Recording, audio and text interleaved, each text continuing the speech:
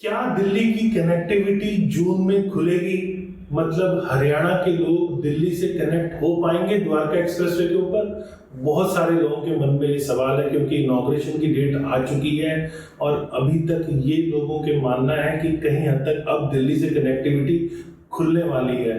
तो मैं आपके लिए बता दूं कि आज पूरे वीडियो में आपको मैं यही बताने वाला हूं कि क्या इसके आफ्टर इफेक्ट है जो कि द्वारका एक्सप्रेसवे खुलने पे हो सकता है, क्या करंट स्टेटस है, कैसे इसका एक्सेस बनता है और डिले अगर होता है तो उसका क्या इम्पैक्ट पड़ता है और एक्सपेक्टेड डेट क्या है दिल्ली से कनेक्ट होने की। मतलब पैकेज 2 जो दिल्ली के पार्ट पर है, अंडरपास तक जो द्वारका अंडरपास है, उसके आगे के पार्ट को हम पैकेज 1 कहते हैं। पैकेज 1 की क्या डेडलाइन है आज मैं आपको पूरा इस वीडियो में बताने वाला हूँ। नमस्कार, मैं हूँ Pradeep Mishra. The property Mishra show में आपका स्वागत है क्योंकि यहाँ हम आपको प्रॉपर्टी और प्रॉपर्टी मार्केट की हकीकत बताते हैं। नो बकवास, डायरेक्ट काम की बात। चलिए शुरू करते हैं। इफेक्ट क्या है इसका? द्वारका एक्सप्रेसवे अगर खुलता है तो सबसे ज्यादा इम्पैक्ट पड़ने वाला है कि एयरपोर्ट से सीधी कनेक्टिविटी आपको हरियाणा में मिलती है। मतलब जो द्वारका एक्सप्रेसवे के सेक्टर्स हैं जिसे कहा जाता है 81 से लेकर और 115 तक के सेक्टर, साथ में 36A B sector, 37D sectors, 88A B जो एडिशनल नए सेक्टर्स बने हैं उन सबको भी अगर हम मिला लें तो इन सभी सेक्टर्स के ऊपर एयरपोर्ट से डायरेक्ट कनेक्टिविटी मिलेगी। और यहाँ जो एम्बेसी एरिया द्वारका के अंदर डेवलप होने वाला है उस वहाँ पे भी एक एम्बेसी डेवलप होने का जॉब अपॉर्चुनिटीज गुड़गांव और द्वारका दोनों के लोगों को मिलेगी। और साथ में IICC जो बन रहा है ये भी अगेन आसपास की 8 किलोमीटर की इकोनॉमी को ड्राइव कर सकता है।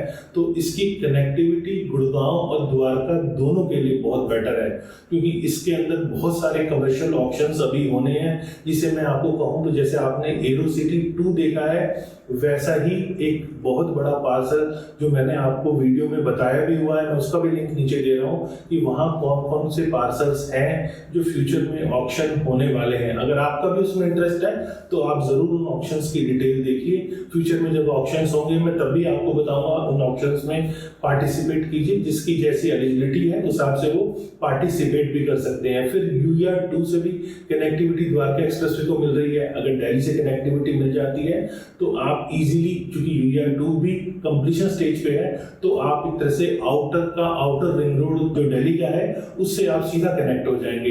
फिर एम्प्लॉयमेंट अपॉर्चुनिटीज जो कि गुड़गांव के अंदर ज्यादा है, जो दिल्ली के लोगों को बहुत ज्यादा दिक्कत होती है क्रॉस करने में, आने जाने में। सुबह अंडरपास के पास बहुत ज्यादा ट्रैफिक होता है, मतलब पीक आवर्स में तो आपके लिए जाना ही बहुत मुश्किल हो जाता है। तो वहां कहीं हद तक आपको कनेक्टिविटी खुलने से ट्रैफिक कंजेशन काफी हद तक आसान हो जाएगा। और वो लोग जो दिल्ली में रह रहे हैं लेकिन कनेक्टिविटी खुलने का वेट कर रहे हैं उन लोगों के लिए भी यहाँ पर द्वारका एक्सप्रेसवे पे शिफ्ट होना ज़्यादा आसान हो जाएगा। जो लोग एमिनिटीज़ को प्रेफर कर रहे हैं, क्योंकि बहुत सारे द्वारका के ऐसे प्रोजेक्ट्स हैं जिनमें आप रह तो सकते हैं, कनेक्टिविटी तो आपको ज़रूर मिल रही है लेकिन एमिनिटीज़ नहीं है। और कोविड के बाद अक्सर लोगों ने एमिनिटीज़ के ऊपर फोकस किया है। तो एमिनिटीज़ जो चाह रहे हैं उनके लिए गुड़गांव की कनेक्टिविटी, दिल्ली गुड़गांव के बीच जो कनेक्टिविटी है उससे वो उन प्रोजेक्ट्स में भी रह सकते हैं। और बहुत सारे लोग तो इसीलिए भी शिफ्ट नहीं कर रहे हैं क्योंकि उनके बच्चों के स्कूल द्वारका में चल रहे हैं, तो वो भी गुड़गांव में शिफ्ट कर सकते हैं और यहाँ से इजीली कम्यूट कर सकते हैं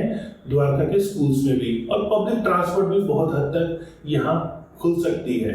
चलिए अब समझते हैं करंट स्टेटस है क्या और वो कौन लोग हैं जो द्वारका एक्सप्रेसवे खुलने का, दिल्ली से कनेक्टिविटी का बेसब्री से इंतजार कर रहे हैं। देखिए ऐसे बहुत सारे लोग हैं जो खासकर जो इम्पैक्ट करता है वो सेक्टर 99 से 115 सेक्टर के बीच जिन्होंने प्रॉपर्टी ली है वो तो बेसब्री से इंतजार कर रहे हैं क्योंकि उनको बहुत ज्यादा NH8 या दिल्ली या एयरपोर्ट से कनेक्टिविटी बहुत नहीं मिल रही है, अभी भी जाम का सामना करना पड़ता है। वो लोग बेसब्री से इंतजार कर रहे हैं। तो उनके लिए मैं बता दूं कि अभी वीडियो में आगे चल के मैं ये भी बताऊंगा कि वो कब खुल रहा है, तो आप वीडियो में बने रहिए। और ऐसे डेवलपर्स जैसे शोभा, एलान, M3M जिन्होंने पिछले 1-1.5 साल में यह प्रोजेक्ट खोले हैं तो वो डेवलपर्स भी बहुत बेसब्री से इंतजार कर रहे हैं कि कब कनेक्टिविटी खुले। और खासकर वो बायर्स जिन्होंने कनेक्टिविटी खुलने की आस में यहाँ पे बाइंग की है और इन्वेस्टमेंट की है और रिटर्न की तरफ देख रहे हैं, वो भी कनेक्टिविटी खुलने का बहुत बेसब्री से इंतजार कर रहे हैं। अब बात करते हैं एक्सेस में क्या अड़चन बची हुई है। देखिए एक्सेस की बात करें तो मैं आपकी जानकारी के लिए ये बता दूं कि अभी जब हरियाणा का पार्ट खुलेगा तो उस टाइम पे दिल्ली का पार्ट नहीं खुल रहा है। जी हाँ, दिल्ली का पार्ट अभी नहीं खुल रहा है। ये एक्सपेक्टेशन थी कि जो यार्ड अब तोड़ा गया है जो दिल्ली के बॉर्डर पे था, उसके साइड से एक रास्ता दिल्ली की कनेक्टिविटी के लिए खोला जाएगा, लेकिन अभी वो मुझे खुलता हुआ नहीं दिख रहा है। इसकी एक्सपेक्टेशन जो है वो मैं अभी आगे बताऊंगा, लेकिन यहाँ इंपॉर्टेंट बात ये है कि ऐसे लोग जो अभी एक्सेस दिल्ली से नहीं कर पा रहे हैं उनके लिए बहुत बड़ी दिक्कत हो जाती है, क्योंकि उन्हें या पालम बिहार से होकर जाना पड़ता है या फिर बजेड़ा होते हुए नजफगढ़ ट्रेन के पास से निकल के जाना पड़ता है। तो अभी ट्रैफिक कंजेशन बहुत ज्यादा फेस कर रहे हैं आप लोग, मैं समझ सकता हूँ, क्योंकि बेसब्री से इंतजार भी है और उसका इस पूरी रियल एस्टेट मार्केट पे बहुत पॉजिटिव इफेक्ट पड़ने वाला है, आपके इन्वेस्टमेंट्स पे अच्छा रिटर्न आने वाला है। लेकिन अभी वो मुझे क्लियर होता हुआ फिलहाल जो आपकी जून की डेडलाइन यहाँ पे अखबारों में आ रही है उस हिसाब से मुझे वो नहीं दिख रहा है। अब अगर डिले हुआ है तो इससे क्या इम्पैक्ट आ रहा है, जैसे मैंने बताया इन्वेस्टर्स को उनका रिटर्न थोड़ा सा लेट मिल सकता है, डेवलपर्स को अपने नए लॉन्चेस शिफ्ट करने पड़ सकते हैं, क्योंकि अगर उन्हें बेटर रेट चाहिए तो उसके लिए कनेक्टिविटी का खुलना जरूरी है। तो ऐसे डेवलपर्स जो अपना नया प्रोजेक्ट लॉन्च करने जा रहे हैं उनको मैं बता दूं कि इस साल एंड में दिल्ली की कनेक्टिविटी एक्सपेक्टेड है। बहुत स्पीडली काम किया तो पहले हो सकता है, लेकिन अभी जो मैं स्थिति देख रहा हूँ उस हिसाब से मेरे को इस ईयर एंड 2023 के आसपास दिल्ली से कनेक्टिविटी मिल सकती है। और साथ में ऐसे लोग जो कमर्शियल प्रोजेक्ट्स में यहाँ पे बाई कर रहे हैं, क्योंकि कमर्शियल के लिए आपको कैचमेंट एरिया में रिहाइश की जरूरत होती है और द्वारका के अंदर ऐसे बहुत सारे अच्छे कमर्शियल प्रोजेक्ट्स नहीं है। 4-5 ही ऐसे बड़े प्रोजेक्ट्स हैं जिसमें पूरी की पूरी द्वारका की जनता जाती है और वो वैसे तो वो बहुत चल रहे हैं, लेकिन कमर्शियल प्रोजेक्ट्स को बहुत ज्यादा फायदा मिलने वाला है द्वारका के साथ होने का। तो वो लोग भी थोड़ा सा इस समय और वेट करना पड़ेगा, क्योंकि अभी जब तक दिल्ली से कनेक्टिविटी नहीं मिलती तब तक कमर्शियल पे बहुत अच्छा रिटर्न नहीं मिलने वाला। उसके लिए दिल्ली की कनेक्टिविटी खुलने का वेट आपको करना ही पड़ेगा। चलिए अब बारी आ गई है कि आप एक्सपेक्टेड डेट क्या है।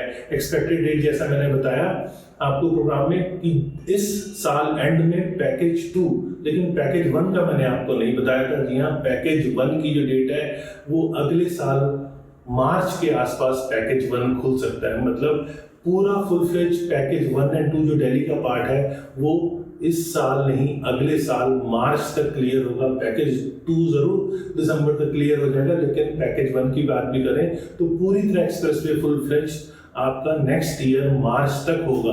तो ऐसा मुझे कई लोगों ने कमेंट में भी पूछा था कि दिल्ली साइड का कोई नहीं बताता है, तो दिल्ली साइड की इंफॉर्मेशन मुझे उम्मीद है आपको मिल गई होगी। और साथ में जो आप और सुनना समझना चाहते हैं मुझे कमेंट सेक्शन में बताइएगा कि आप और किस टाइप के ऐसे वीडियो देखना चाह रहे हैं। लाइक तब कीजिएगा जब आपको प्रोग्राम अच्छा लगा हो, और सब्सक्राइब तब कीजिएगा जब और ऐसे वीडियोस आप देखना चाहते हो। जय हिंद।